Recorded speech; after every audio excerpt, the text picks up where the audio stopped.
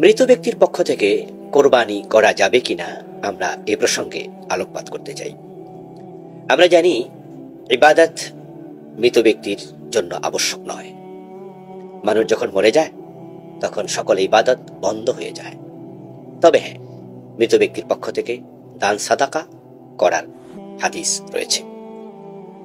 এখন কোরবানি এটা দান সাদাকার মতোই একটি ইবাদত কিনা, আমরা যদি হাদিসের দিকে তাকাই তাহলে দেখতে পাই রাসূলুল্লাহ সাল্লাল্লাহু আলাইহি সাল্লামের পর উনার জামাতা হযরত আলী রাদিয়াল্লাহু তাআলা আনহু প্রিয় নবী সাল্লাল্লাহু আলাইহি সাল্লামের পক্ষ থেকে কোরবান করেছেন। তাহলে এটাকেও দান সাদাকার মতো একটি ইবাদত হিসাবে গণ্য করা হলো, কারণ কোরবান তো আল্লাহর জন্যই হয়। হযরত আলী রাদিয়াল্লাহু তাআলা আনহু বর্ণিত হাদিস, ইন্নাহু কানা ইউদাহি বিকাবাশাই, তিনি দুটি পশু জবে করলেন, মেষ জবে করলেন। আহাদিহিমা আনিন নবী ওয়াল আখার আন নাফসি, একটি নিজের পক্ষ থেকে আরেকটি রাসূলুল্লাহ সাল্লাল্লাহু আলাইহি ওয়াসাল্লামের পক্ষ থেকে। ফাকিলা লাহু, তাকে প্রশ্ন করা হলো, বলা হলো যে আপনি দুটি জবে করলেন বুঝলাম, কিন্তু রাসূলের পক্ষ থেকে একটি কেন? ফাকালা আমারানি বিহি ইয়ানি আন নবী সাল্লাল্লাহু আলাইহি ওয়াসাল্লাম ফালা আদাউহু আবাদা। হযরত আলী জবাব দেন, প্রিয় নবী সাল্লাল্লাহু আলাইহি ওয়াসাল্লাম আমাকে এই অর্ডার করেছিলেন আমি যেন তার পক্ষ থেকে জবে করি, সুতরাং রাসূলের অর্ডার আমি কখনো পরিত্যাগ করব না। ইমাম তিরমিজি হাদিসটি বর্ণনা করেছেন। এই হাদিসটি বর্ণনা করার পরে ইমাম তিরমিজি রাহিমাহুল্লাহ বলছেন, قد رخص بعض أهل العلم أن يضحى عن الميت।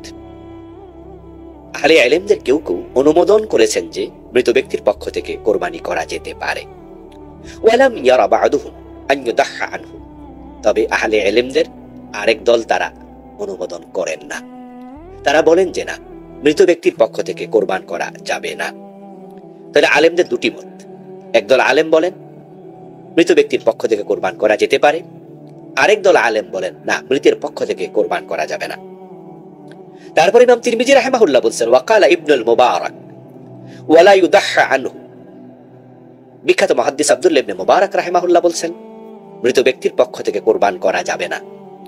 বাল আহাব্বু ইলাইয়া আন ইউতাসাদদাকা আনহু, বরং মৃত ব্যক্তির পক্ষ থেকে টাকা পয়সা গরিবদের জন্য সাদাকা করা এটা আমার নিকট অধিক প্রিয়।